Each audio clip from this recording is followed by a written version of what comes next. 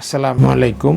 আমি প্রত্যেক বছর অনেক বিদেশি বই পড়ি। The 7 habit of highly effective people, the psychology of money, think grow and rich এবং লিন স্টার্টআপ, অনেক ধরনের বইগুলো পড়ি এবং যেগুলো বেশিরভাগই বিদেশি বই পড়ি। তো সবগুলো বইয়ের ভিতর থেকে একটা জিনিস আমি শিখেছি বা উপলব্ধ করেছি যে সেই বইগুলো আসলে বিদেশের প্রেক্ষাপটে লেখা বা এটা ইউরোপ আমেরিকার প্রেক্ষাপটে লেখা বা যেই দেশের কালচার, সেই দেশের যে লেখক যে বইটা লিখছে সেই লেখকের দেশের কালচারে লেখা।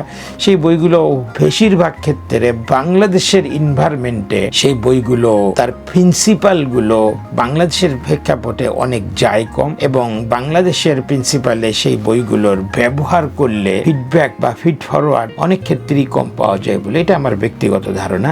এটা সামগ্রিক ধারণা থেকে বলছি না, কিন্তু সেটা 30-40% প্রিন্সিপাল।